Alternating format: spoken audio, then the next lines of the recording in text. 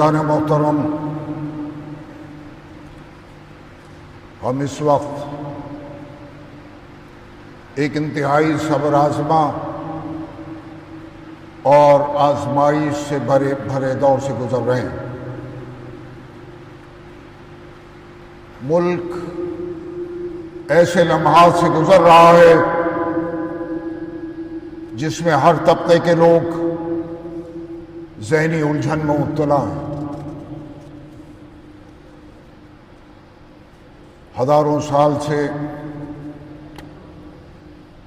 گنگا جمنی تہذیب کے اس آئینہ دار ہندوستان کا دامن اس قدر وسیع رہا ہے کہ ہر مذہب و ملت کو اپنے دامن میں سمیٹے ہوئے ایک ایسا ملک جس کی شناخت تمام مذاہب، تہذیبوں، زبانوں، رنگ و نسل کا مساوی احترام ہے۔ آج اس پر آنچ آئی ہوئی ہے۔ یہ ہندو اور مسلمان کا سوال نہیں، یہ وطن عزیز کی عزت، بقا اور سلامتی کا سوال ہے، بلکہ یہ تمام عقائد، مذاہب، تہذیب و تمدن کا مشترکہ عالمی مرکز اور گہوارہ ہے۔ اس چمن میں سب ایک دوسرے سے کئی مدوں میں بنیادی اختلافات کے باوجود سب ایک اکائی کی طرح صدیوں سے رہتے چلے آ رہے ہیں۔ اب ایسا کیا ہو گیا کہ اقلیت کی، مسلمانوں کی ہر چیز جرم بن گئی اور اکثریت کا غلط بھی صحیح ہو گیا۔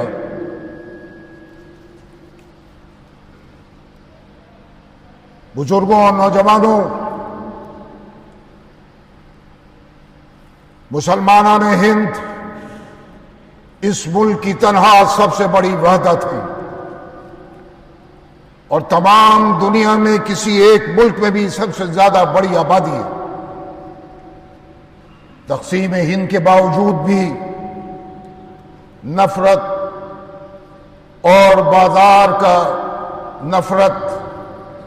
کا بازار آج گرم ہے۔ اس سے پہلے آپ نے اور ہم نے کبھی ایسا نہیں دیکھا تھا۔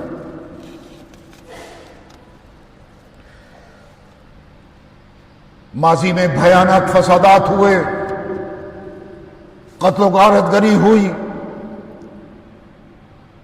نماز پڑھتے ہوئے نہتی مسلمانوں پر گولیاں چلائی گئیں، لا تعداد مسلمانوں کو زندہ زمین میں دفن کر کے اس پر ٹریکٹر چلا کر گوبھی اگا دی گئی۔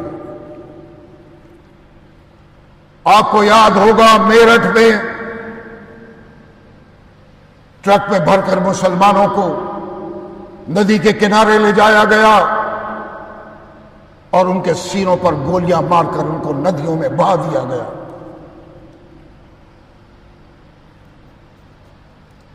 ہزاروں سکھوں کا قتل عام ہوا، لاکھوں معصوم جانیں تقسیم وطن کی ذمہ دار ہوئیں، مگر اس وقت بھی نفرت کا زہر ملک میں نہیں پھیلا۔ ایک وقتی طور سے حالات خراب ہوئے، لیکن اور ہندو اور مسلمانوں کے درمیان جو آج نفرت ہے، وہ نفرت اس وقت اتنی نہیں پھیلی تھی۔ آسام میں نیلی کا بھیانک فساد آپ کو یاد ہوگا۔ نیلی کے مقام پر 16 گاؤں سے مسلمان کھدیڑ دیے گئے تھے، 3000 سے زائد مسلمانوں کا یک طرفہ قتل ہوا۔ مگر آج آسام میں جس طرح سے نفرت آج پھیلائی جا رہی ہے اس کی کوئی مثال نہیں ملتی.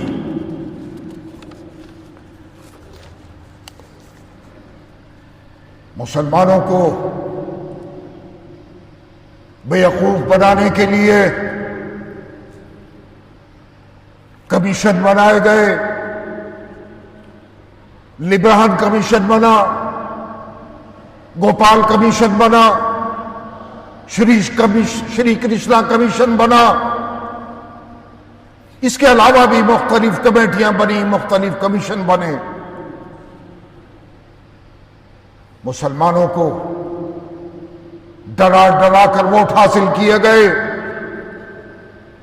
اقتدار حاصل کیا، لیکن ناانصافی، محرومی اس ملک میں مسلمانوں کے مقدر بنا دیے گئے. آزادی کے بعد وہ تمام تحفظات جو اس ملک میں مسلمانوں کو ملنا چاہیے تھے وہ نہیں ملے. ان تحفظات سے ایک سازش کے تحت مسلمانوں کو اس ملک میں محروم رکھا گیا. اس ملک کے مسلمانوں کا ہمارا کیا گناہ ہے کہ مسجدوں کی دیواروں پر چڑھ کر اشتعال انگیز نعرے لگائے جاتے ہیں، مسلمانوں کی داڑھیوں کو نوچا جاتا ہے، ٹرین میں سفر کے دوران مسلمانوں کو پولیس کے ذریعے قتل کیا جاتا ہے، قرآن کریم کی بے حرمتی کی جاتی ہے، توہین رسالت ہو رہا ہے، وقف ترمیمی بل کے ذریعے مسلمانوں کو پریشانی میں مبتلا کیا جا رہا ہے، دھرم سنسد کے ذریعے مسلمانوں کو قتل کرنے کی اس ملک پہ دھمکیاں دی جا رہی ہیں. قبرستانوں، مزارات اور خانقاہوں کی بے حرمتی، ہجومی تشدد، مسلمانوں کو پکڑا اور اس کے بعد چاقوؤں سے گود دیا گیا اور گودا جا رہا ہے. ذرا سا احتجاج ہوا، ذرا سا احتجاج کیا گیا، عدالتی حکم کے بغیر شہروں شہروں بلڈوزروں سے ان کے مکانات کو منہدم کیا جا رہا ہے. برسر اقتدار جماعت کا مسلم نمائندگی سے مکمل خالی رہنا یہ بھی ستم ظریفی، بے جا زبان درازی کر کے مسلمانوں کو خوف و ہراس میں مبتلا کیا جا رہا ہے. اتنا ہی نہیں بلکہ بنگال میں اگر ایک ہندو بیٹی کا ریپ ہوتا ہے تو پورا ملک سڑکوں پر آ جاتا ہے، آوازیں اٹھتی ہیں. اور وہی ظلم جب اتراکھنڈ میں ایک مسلم بیٹی پر ہو تو ہر سو خاموشی چھا جاتی ہے.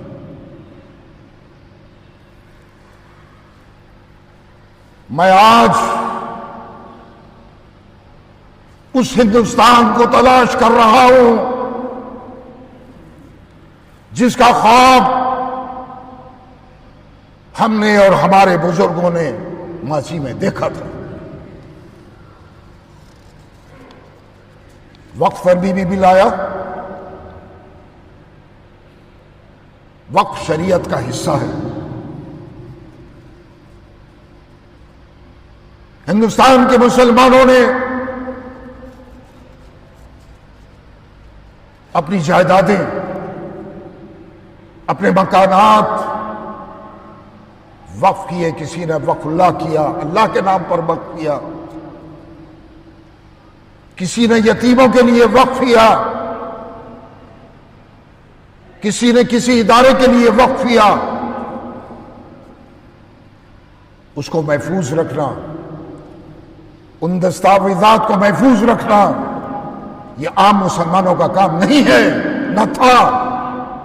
یہ کام اوقاف کا تھا، وقف کا تھا کہ ان تمام دستاویزات کو محفوظ رکھتے اور ان جائیدادوں کو محفوظ رکھتے جو ہندوستان کے مسلمانوں نے اس ملک میں وقف کی اور وقف کے سپرد کی۔ آج اس کی سزا ہندوستان کے مسلمانوں کو کیوں مل رہی ہے؟ وقف ترمیمی بل لا کر۔ مختلف ریاستوں میں، مختلف اسٹیٹ میں جو اوقاف ہیں وہ مسلمانوں نے نہیں بنائے، وہ اسٹیٹ گورنمنٹس نے بنائے۔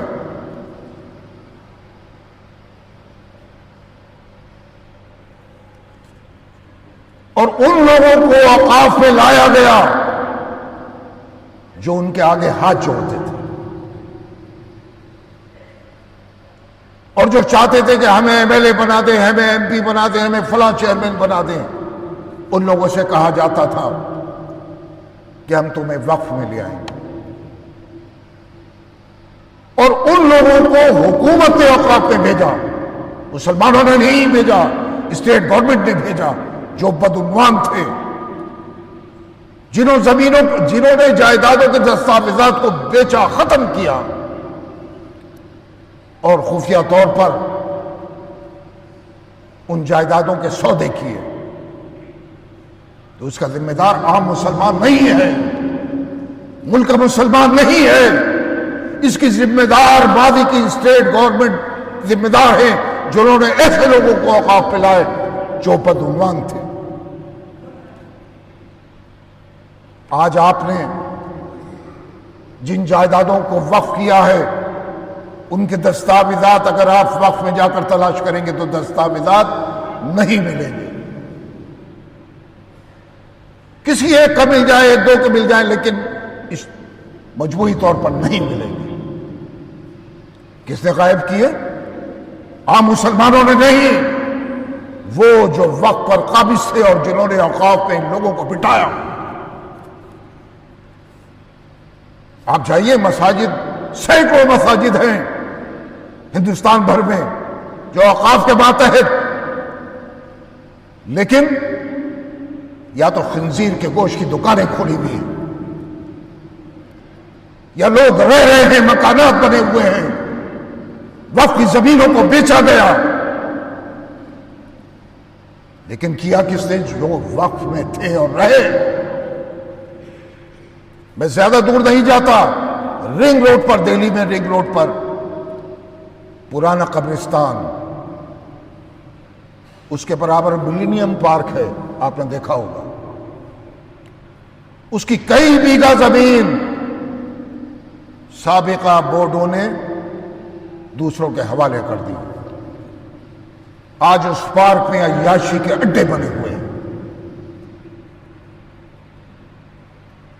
مسلمان دیکھتا ہے اور روتا ہے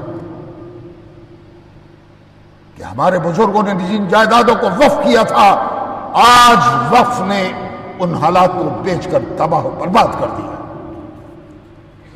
تو ضرورت ہے،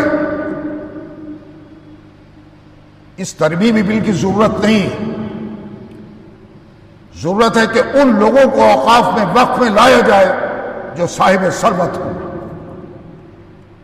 جو وقف کی اصلاح چاہتے ہیں، جہاں ڈاکومنٹس محفوظ رہیں، وقف جائیدادیں محفوظ رہیں۔ لیکن یکسر بورڈ میں ایسی تبدیلیاں پیدا کر دینا جس سے مسلمانوں میں غم و غصہ پیدا ہو، تشویش ہو، یہ مناسب نہیں۔ بورڈ بنائیے، اچھے لوگوں کو لے کر آئیے۔ میں ایک واقعہ آپ کو بتاؤں، امتیاز احمد خان آئی اے ایس تھے اور پرائم منسٹر ہاؤس میں جوائنٹ سیکرٹری ہوا کرتے تھے، وہ دہلی وقف بورڈ کے چیئرمین بھی تھے، 7 سال بورڈ کے چیئرمین رہے۔ انہوں نے مجھ سے بیچ بیچ میں کہا کہ میں بورڈ میں نہیں رہنا چاہتا، میں خود بدنام ہو جاؤں گا، میں چاہتا ہوں کسی اور کے سپرد ہو۔ میں ان کو روکتا تھا کہ آپ کے بعد تو بالکل تباہ ہو جائے گا دہلی وقف بورڈ. کچھ سال تک روکے رہا. 7 سال جب ہو گئے انہوں نے کہا کہ اب میں نہیں روکوں گا, اب کوئی گنجائش نہیں ہے, مجھ کو چلانے نہیں دیا جاتا, دستاویزات غائب ہیں, ضمیروں کو بیچا جا رہا ہے.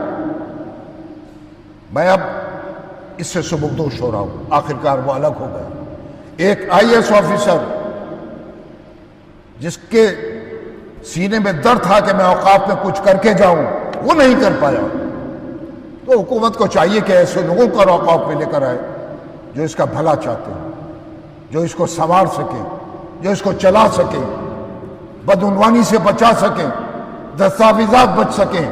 ایسا بورڈ حکومت کو بنانا چاہیے, نہ کہ ایسا بل کہ جو مسلمانوں کے اوپر تھوپا جائے. اس کو مسلمان, میں سمجھتا ہوں, برداشت نہیں کرے گا. عزیزان محترم, میں نے ان تمام حالات کا ذکر پورے ملک اور مہذب معاشرے کو دعوت فکر دینے کے لیے کیا. میری تشویش کا پس منظر ہندو مسلم تقسیم یا تعصب نہیں ہے. مجھے اپنا ملک آج اندھیروں کی طرف جاتے ہوئے دکھائی دے رہا ہے. ان حالات میں میں یہ سمجھتا ہوں کہ میرا یہ قومی اور مذہبی فریضہ تھا کہ میں اپنی اس روایتی ذمہ داری کو نبھاؤں جو اس جامع مسجد کی روشن تاریخ ہے. آج مجھے کسی کو بے جا نفرت میں مبتلا کرنا مقصود نہیں ہے, بلکہ سب میں ایک احساس ذمہ داری اور احساس احتساب کرنا مقصود ہے. جذبات کو بھڑکانا قیادت کا کام نہیں ہے. اس کا کام مسائل سے آگاہ کرنا ہے, بر وقت متنبع کرنا ہے, اور مسائل کے حل کی زمین پیدا کرنے میں اپنا کردار ادا کرنا ہے. آخر میں آپ سے مخاطب ہو کر کہنا چاہتا ہوں کہ آزمائش اور امتحان انبیاء کی سنت ہے.